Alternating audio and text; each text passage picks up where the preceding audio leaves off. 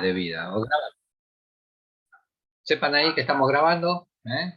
Vamos a comentar un par de cuestiones respecto de los, ¿cómo se dice? Movimientos de tiro oblicuo. Básicamente eso, tiro oblicuo.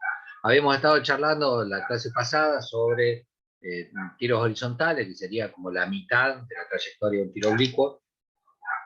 Un tiro oblicuo implica, digamos, un disparo desde una altura. Por ejemplo, a ver si les puedo compartir.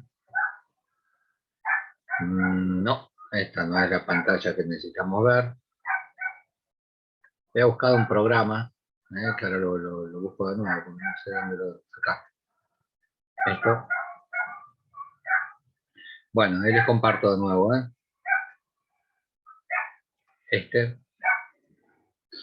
Eso es un tiro oblicuo. Se trata de un disparo, que por ejemplo este disparo que vamos a representar ahora, tiene una velocidad de inicio. La velocidad de inicio está dada por la dirección en que apunta el cañón, o sea, puedo modificar la altura del cañón, ese ángulo, ¿sí? Puedo modificar eso, o sea que hay algo allí en la dirección del cañón. Bueno. Hola, hola. Y además de eso, va a tener una velocidad de salida. Acá tiene una rapidez inicial, ¿sí? La rapidez sería como el valor de esa velocidad, ¿sí? Puedo hacer un disparo con una velocidad pequeña o con una velocidad más alta. Acá abajo, no sé si ven la pantalla, creo que sí. Pueden modificar eso como variable. Entonces, como variable para el disparo, hay dos. El ángulo en el que disparen y la velocidad. Por ejemplo, voy a hacer ese disparo. Un ángulo de 60 grados y una velocidad inicial de 14 metros por segundo. Disparo, hace esta curva, va tomando, a medida que vuela, una sucesión de puntos que determina una trayectoria parabólica, que sería el tiro oblicuo completo, desde el punto inicial de salida hasta el de llegada.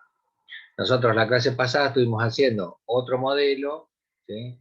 Ese modelo era desde una altura disparábamos con ángulo de 0 grados.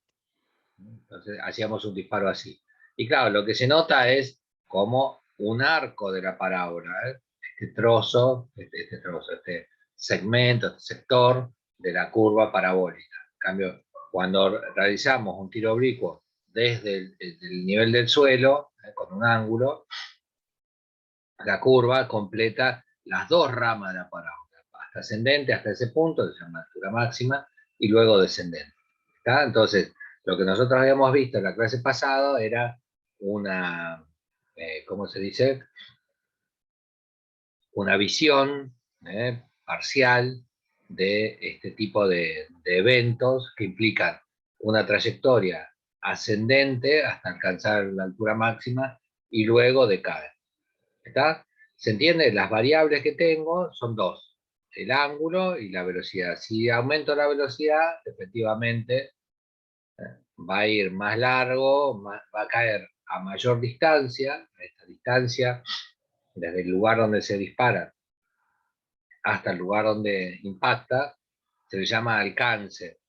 Este sería el alcance del primer disparo, hasta acá. El alcance del segundo disparo es hasta ahí. En esta representación, que es una simulación, se puede ver, digamos, los datos punto a punto, en algunos de esos, el procesador calcula y lo podemos chusmear. Por ejemplo, el segundo disparo tiene un alcance, una distancia horizontal, dice acá, de 18 metros con 31. En ese momento la altura es 0, o sea, está al nivel del suelo. Y tardan en hacer ese recorrido 3,2 segundos. En el anterior marco allí el punto 0, y en el anterior, siempre con el mismo ángulo de disparo, pero variando la velocidad, variando la velocidad de inicio, dice, en este caso alcanzó 10,49 metros. El tiempo de vuelo, 2 minutos, 2,29 segundos. este 18 metros, y este, ahí no marca nada, ahí 10 metros 40. ¿Está? Entonces, de nuevo, palabras que voy diciendo y que tienen que ver con las, digamos, con el modelo que estamos analizando. Trayectoria parabólica, por eso este tipo de disparos está asociado a una ecuación de segundo orden, como dijimos en la clase pasada. Estas trayectorias parabólicas tienen una altura máxima, es este punto, ¿no? Ese punto se refiere a la distancia, a la mayor distancia entre el plano del suelo y la trayectoria del objeto.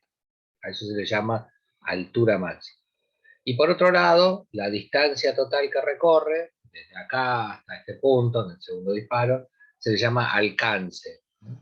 Ahora, tanto el alcance como la altura máxima están definidas por el ángulo y la velocidad con la que se dispara. ¿Está? Entonces, la velocidad con la que se dispara,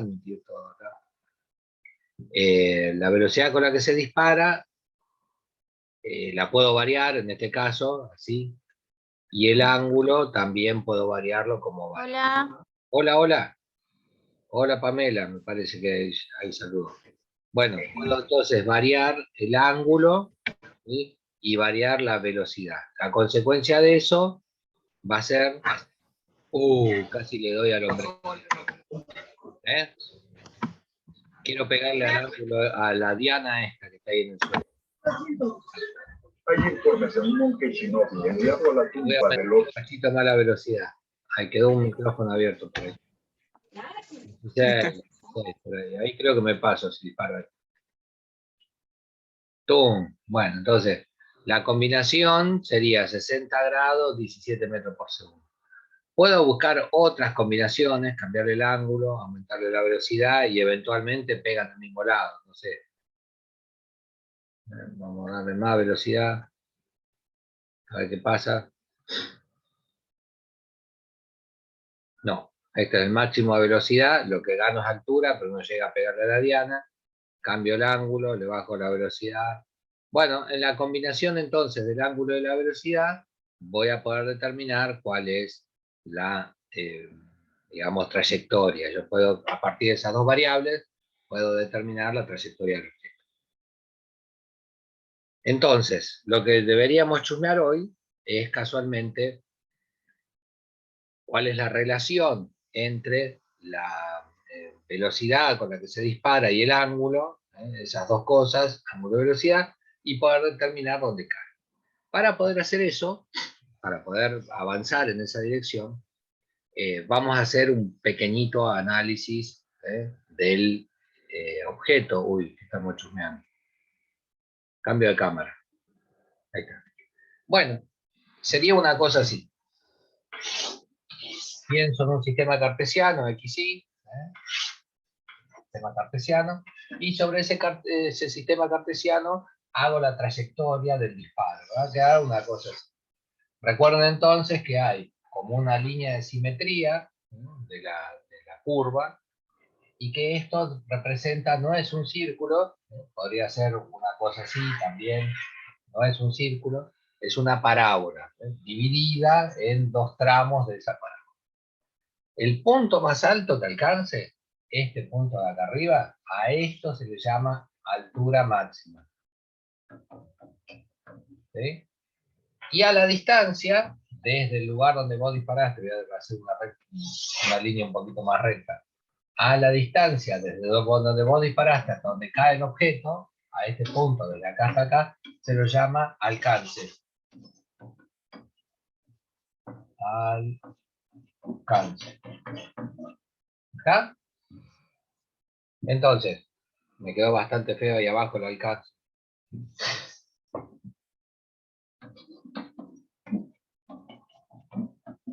Alcance, distancia desde el lugar donde sale hasta donde impacta.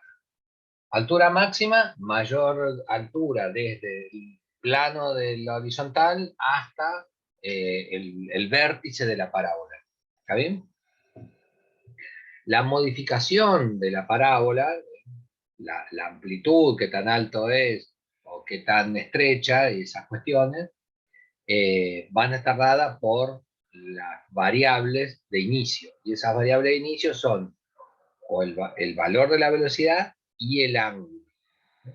¿Velocidad? ¿Cuál es la velocidad a la que me refiero? Bueno, esta velocidad. ¿Sí? Esa velocidad, que es la velocidad tangencial. La velocidad que toca la curva en un punto. A esa curva la toca acá en un solo punto. Bueno, en el momento siguiente va a ser así, en el momento siguiente va a ser así, acá arriba de todo la velocidad tangencial va a ser así, después empieza a caer, ¿sí? O sea que la velocidad tangencial siempre va a ser así, ¿no? Como una cosa que yo voy a representar, ¿sí? Como indicando cuál es la dirección de la parábola en ese punto. Esa es la velocidad tangencial. Esa velocidad tangencial va a quedar definida, acordate que nosotros pensábamos en algo que avanza, a una velocidad para adelante que avanza, que en general esa velocidad que avanza, así, es siempre la misma. ¿Sí? Siempre la velocidad con la que el objeto avanza es la misma en cualquier punto. A esa velocidad le hemos llamado velocidad en X.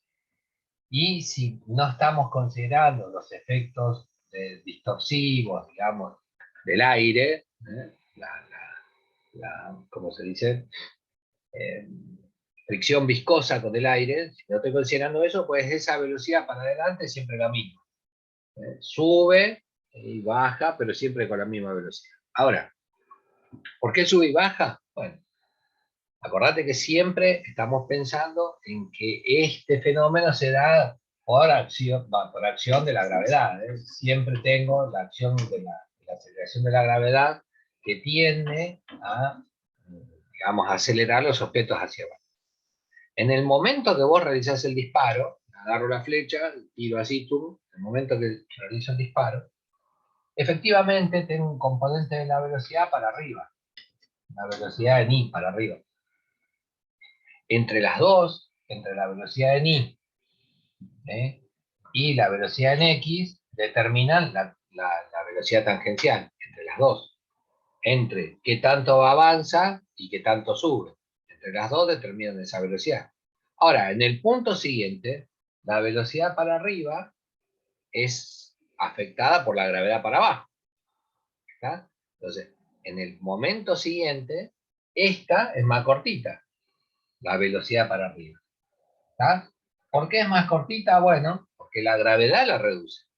Entonces, la velocidad en I es una velocidad variable. Primero, para arriba y grande, digamos, cuando sale el disparo. Después, para arriba y más chiquita. Después, para arriba y más chiquita en un instante siguiente. Y después, cuando llega arriba de todo, no tiene más velocidad. Velocidad en I arriba de todo es cero. Tiene velocidad horizontal, porque esa no cambia. Pero ya no sube ni baja. Es como que arriba de todo, cuando vos tirás un objeto así, ping para arriba, llega arriba de todo, se detiene. Y después empieza a caer. Por eso mismo, en este otro punto, vas a ver que tiene una velocidad para abajo, y acá tiene una gran velocidad para abajo. ¿Está bien? La velocidad con la que sale es la misma con la que llega. ¿Eh? Esa sería la onda. Esta velocidad tiene que ser igual a esta velocidad, claramente más cortita. Pero las dos, esta para arriba va a ser igual que esta para abajo. Mientras la velocidad horizontal siempre es la misma. ¿Está bien? Entonces, lo que trato de decirles es que el tiro parabólico sigue analizándose con la misma lógica que nosotros utilizamos en la clase pasada. Lo tengo que pensar como un movimiento en dos dimensiones. Hacia el frente y hacia arriba en la rama ascendente de la parábola, y hacia el frente y hacia abajo en la rama descendente. De acá en adelante es como lo que habíamos visto en la clase pasada. Lo miro así y es el grafiquito de la clase anterior. Lo tiro desde arriba y a medida que va avanzando, progresa, pero cae. Queda hasta el punto. ¿Está? Ahora bien, entonces, en esto que estábamos mostrando recién, ¿está? En estas curvas que estábamos mostrando recién, ¿sí? Dependen de la velocidad con la que disparo y del ángulo con el que lo hago. ¿Está? Entonces disparo no sé, así, hago 17 metros por segundo con 60 grados. Realizo el disparo y me queda esa parábola, esta curva parabólica. Hasta este punto, que es la altura máxima, la velocidad es ascendente, una velocidad grande para arriba. Y a medida que va avanzando, bueno, cada vez esa velocidad ascendente se detiene hasta que arriba todo es cero. A partir de ahí se invierte y la velocidad punto a punto empieza a ser hacia abajo. Bueno, acá no sé por qué no deberían estar los... No me doy cuenta. ¿Por qué no aparecen los vectores? Hago otro disparo más. Bueno, no se ve. No se ven los vectores, pero esto que está acá debería determinar, debería marcar los vectores. Viste que clico acá abajo. Debería marcar esas flechitas que hice en el pizarrón acá, pero bueno, no anda bien la aplicación o algo estoy haciendo mal que no me doy cuenta. A ver. Ah, acá está, vectores velocidad. Tenía que marcarlo allá, che, qué desastre. Pasa que no los veo nada. ¿Ves cómo es la velocidad? Ahí está haciendo el vector velocidad tangencial. ¿Sí? Lo disparo de nuevo. ¿Ves? Ese vector es este que les decía cuando salía. Cuando llega arriba de todo, queda, cuando llega ahí arriba de todo, queda horizontal. Y a partir de ese punto empieza a caer y abajo de todo tiene el mismo valor, ¿sí?, que cuando inició, solo que en sentido contrario. ¿Está bien? ¿Chusmearon? O no los veo acá. ¿Vieron cómo es esa flechita? De nuevo, sube, sube, sube, sube, se pone horizontal y empieza a decaer. Siempre esa velocidad está representada con un segmento verde, es este que yo traté también acá de representarlo con un segmento verde, va cambiando punto a punto. Bueno, a ver si puedo hacer los componentes. Si está bien, ¿ves? Ahí te va a mostrar cuáles son los componentes horizontal y vertical. Y si chusmean ahí y si lo ven, bueno, en el disparo, al principio tiene una gran velocidad para arriba y se va haciendo poquito, digamos, se va reduciendo, y cuando cae al revés. En el tramo ascendente, la velocidad vertical se hace en cada punto menor, y a partir de allí, en el tramo descendente, cada vez crece más la velocidad, como se dice, vertical. Voy a cambiar un cachito el ángulo, disparo. ¿Se ve?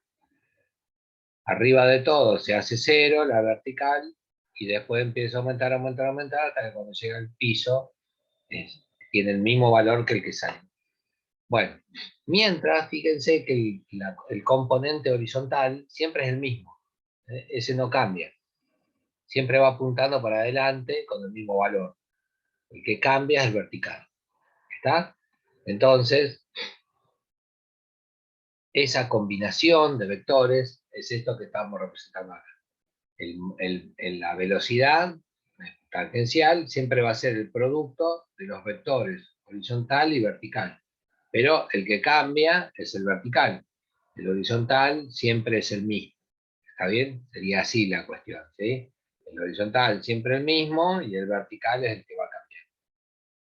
Bueno, ahora bien, para poder calcular cosas sobre esta curva, nosotros necesitaríamos saber cuál es la relación entre esos vectores de velocidad horizontal y vertical. Y para poder saber para poder estimar, calcular esos vectores, vamos a recurrir a un área de la matemática, un capítulo de la matemática, que se llama trigonometría. ¿Se acuerdan de la trigonometría? ¿Vieron? ¿Habían visto alguna vez? Nada, nada, Laura es la única, uno de los pocos gestos, Pamela tampoco, y Débora está como en una mesa de póker, no sabe, ahí dijo que no. Bueno, entonces, parecería que las caras visibles acá no han tenido contacto con la trigonometría. Pero imagínate si un polígono es una figura geométrica de varios lados, eso se llama polígono. Un trígono es 3 lados, un polígono de 3 lados. Así que la trigonometría, disculpen la digresión, después espero volver a esto y les cuento un poco más, o la relación entre estas dos cosas. Pero la trigonometría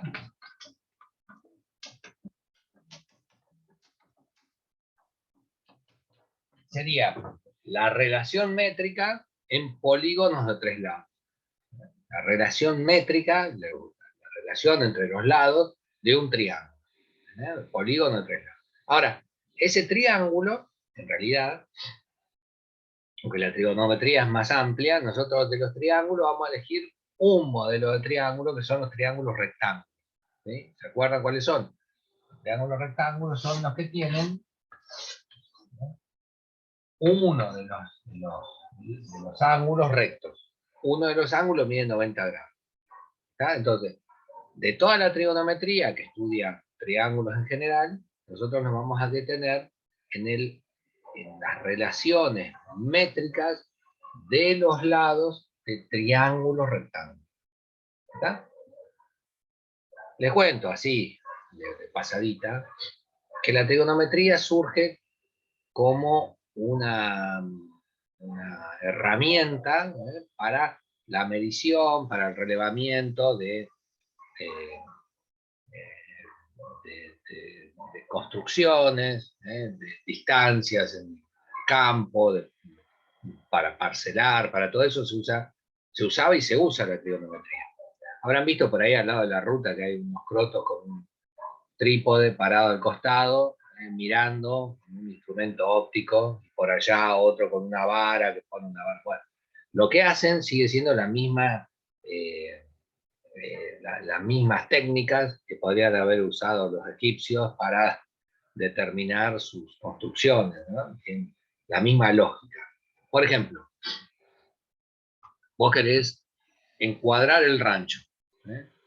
Querés que el vértice, cuando termines de hacerlo, que ponga una baldosa y que la baldosa no tenga que cortar la chingada, ¿no? Que la baldosa ahora pone en la esquina del rancho y, bueno, nada, te quede justa ahí, que no haya que andar cortando la baldosa. Bueno, para eso, las paredes de la casa tienen que estar a 90 grados, ¿sí? Si están un poquito más cerradas, te debe cortar la baldosa; si están más abiertas, te debe cortar la baldosa. La única forma de que la baldosa calce justo es que las paredes estén a 90 grados. Entonces, por eso te digo que tiene más, la trigonometría tiene un origen empírico, ¿no? Para resolver situaciones. Se habían avivado, ¿sí? Se habían avivado que si vos tenés en un triángulo, medís de un lado 2 metros, del otro lado medís 3 metros, bueno, cualquiera. 3 metros acá, 4 metros acá. El otro lado, este lado, mide 5 metros. Bueno, eso sería así. Vos medís sobre aquella pared 2 metros. Sobre esta pared 3 metros. El punto que te da entre los dos te tiene que dar 5 metros. Ahí está la escuadra. Ahí este ángulo mide 90. ¿Está? Si en vez de darte 5 metros mide 4,90, bueno, la pared está cerrada, un cachito cerrado. Y si en vez de darte 5 metros mide 5,30, bueno, la pared está abierta. No está escuadrada la casa.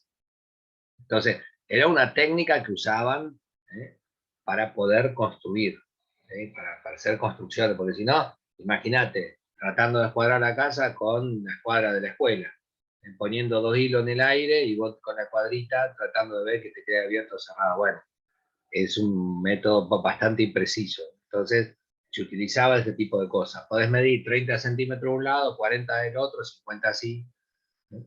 Entonces, tiene como, digamos, aplicaciones, estas relaciones entre los lados de un triángulo, tiene aplicaciones empíricas, sirve para resolver problemas concretos. Otro problema,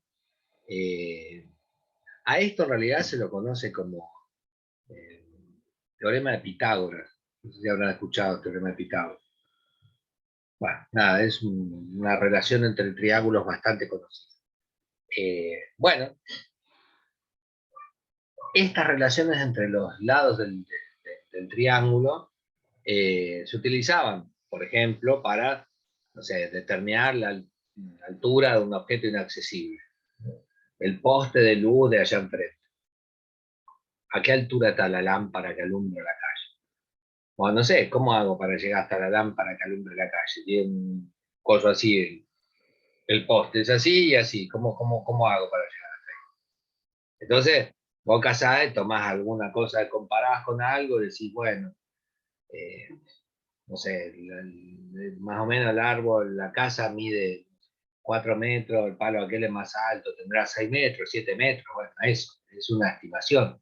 ¿Por qué? Porque el punto es inalcanzable, ¿no? No es inalcanzable, es inaccesible, digo, no tenés una escalera que te permita subir hasta la lámpara y de ahí poner una piola hasta el suelo y medir el largo del hilo. En ese sentido es inaccesible. Entonces, una manera de poder resolver esas situaciones, de medir, no sé, estructura, altura de un árbol, no sé, ¿cómo se dice? La altura de un acantilado. En cualquiera de los casos, lo que hacían eran utilizar como sistemas ópticos que le permitan comparar una altura conocida con aquello. Por ejemplo, una forma sería, yo tengo un árbol inaccesible, un árbol, mira, estoy ahorrando tiza, un árbol inaccesible acá, ¿sí? Un árbol inaccesible que quiero saber la altura. Entonces, ¿qué hago? Pongo un palito acá, palo en el medio, una estaca, ¿sí? Clavada en el suelo, a un ángulo de 90 grados, igual que el árbol, lo supongo a 90 grados, ¿sí? Los dos están a 90 grados. Y miro desde acá pongo mi ojo y le hago puntería, apunto, al árbol de atrás, le hago puntería, imagínate mirando por un cañito, que roce la punta del palito con la punta del árbol que quiero saber. Entonces, si se imaginan, van a imaginar o ver o identificar que acá hay un triángulo pequeñito y acá hay un triángulo así más grande. ¿Está? El triángulo pequeñito, yo puedo medir todos los lados del triángulo pequeñito. Si puse una estaca, puedo medir la altura de la estaca. ¿Eh? Si yo estoy mirando desde un punto, bueno, puedo medir la distancia entre este punto. Puedo saber cuál es la altura, puedo saber cuál es esta distancia, puedo saber cuál es el ángulo. ¿Está? De este triángulo conozco todo. Ahora, del triángulo largo puedo saber la distancia de donde yo estoy hasta la base del árbol, pero no puedo saber la altura. Entonces, la relación entre los lados de ese triángulo, son relaciones de semejanza, son proporcionales. La relación entre los lados del triángulo chiquito son proporcionales a la relación del triángulo grande. Por ejemplo, si hago, ponerle que fuera, no sé, la sombra de un árbol, que esto es el rayo del sol, que toca la puntita y hago coincidir la sombra con el extremo de la sombra del palito. Entonces, la altura de la estaca, la vara esa, dividido la sombra, es igual a la altura del árbol dividido su sombra. Eso que les estoy diciendo es una proporción entre los lados del triángulo. La altura del triángulo grande equivale a la sombra, como la altura del triángulo pequeño equivale a su sombra. Esa relación entre la altura y la sombra, ¿no?, se usaba para determinar eso, la altura de un árbol, que no podíamos saber. Y a partir de ahí, ya ni siquiera necesitábamos la sombra. Medíamos, con un cañito nomás que vos puedas hacer puntería, con eso, ya con esa técnica te permitía resolver este problema de la altura de los objetos que no podés llegar. Entonces, como habrán visto recién, estoy pensando en dos triángulos. La altura del triángulo, la sombra de este triángulo. La altura de este triángulo, la sombra de este triángulo. Entonces, hay allí, en estas aplicaciones técnicas, se establecen como un estudio de los triángulos y de la relación entre sus lados. Entonces, en líneas generales, cuando digo relaciones me refiero al cociente, a la división. Lo que mide de alto dividido su sombra es igual a lo que mide de alto dividido su sombra. Eso me servía para determinar las alturas de un montón de cachivaches. Pero también en un triángulo cualquiera, ¿vale? Que este sería el triángulo en cuestión, y que yo estoy mirando desde acá abajo, en un triángulo cualquiera, dijeron, mira, hago una distinción. Hay un lado que siempre es más largo que los otros, en cualquier triángulo. Hay un lado que es más largo que los otros. A ese se le llama hipotenusa. Hipotenusa. ¿Eso lo escucharon alguna vez? ¿Al lado más largo? No. Sí, profe. Ah, sí. Bueno, ahí estamos entonces. Hipotenusa. A esa hipotenusa, que es el lado más largo del triángulo, la vamos a considerar como una referencia dentro del triángulo. ¿Sí? Esta sería hipotenusa a este lado. ¿Cuál? El más largo. No importa cómo esté el triángulo, vos podrías tener un triángulo exactamente al revés, así, ¿sí? Y la hipotenusa sigue siendo el lado más largo. ¿Está? Hipotenusa, el lado más largo del triángulo. Ahora, a los otros lados, a estos dos, en general se les llama catetos. A esto se les llama cateto. A los lados más cortitos. ¿Está? Entonces vos en cualquier triángulo, rectángulo, acordate que estamos siempre pensando en triángulo rectángulo, en cualquier triángulo rectángulo vas a tener un lado largo al que llamamos hipotenusa y dos lados a los que llamamos cateto. ¿Está? Ahora, si yo me paro acá, digamos, si estoy mirando desde este punto, ¿sí? Y este es mi ángulo de referencia, el lado que está enfrente del ángulo de referencia, el lado que está allá enfrente, proyectado enfrente, se le llama opuesto. De los catetos, este es el cateto opuesto. ¿Está? Acá allá enfrente, cateto opuesto. Entonces, hipotenusa, cateto opuesto. El otro lado que te queda, el lado que junto con la hipotenusa determina el ángulo, se le llama cateto adyacente. ¿Está? Borro el abajo para no hacer...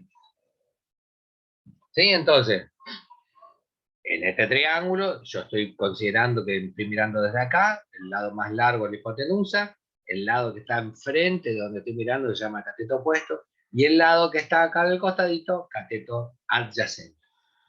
¿Sí? Esos tres elementos, esas tres palabras asociadas a los lados de un triángulo. ¿Qué estoy haciendo? Estudiando relaciones entre los lados del triángulo, relaciones métricas, relaciones de cuánto miden esos lados del triángulo. Bueno, ahora bien, resulta, por ese dibujito que está acá, que las relaciones métricas entre la altura, que sería el cateto opuesto, y la sombra del triángulo chiquito, su cateto adyacente, cateto opuesto, cateto adyacente, ¿sí? La relación métrica, lo divido a este dividido a este, dice que es equivalente, da el mismo número, el mismo valor, que si a la altura la divido por su sombra. ¿Está? Entonces, la división entre el cateto opuesto y el adyacente es independiente del tamaño del triángulo. Para cualquier triángulo que tenga este ángulo de referencia, si divido la altura dividido la sombra, no importa si fuese otro triángulo intermedio así, divido esto dividido esto me da lo mismo que esto dividido esto, o que esto dividido esto. Siempre me da el mismo valor. Así que si yo en este triángulo hago la división del cateto opuesto dividido el cateto adyacente, siempre me da el mismo valor. ¿Sí? Siempre da lo mismo.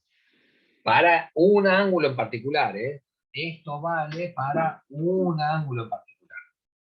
Bueno, entonces, a esa relación, a ver si nos va a cortar, a esa relación le dieron por nombre, la llamaron tangente.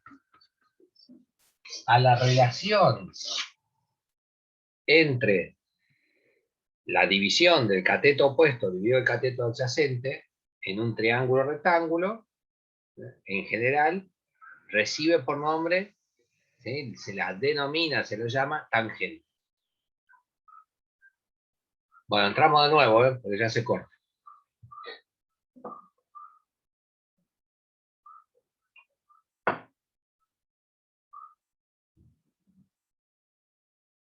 ¿Está, Laura?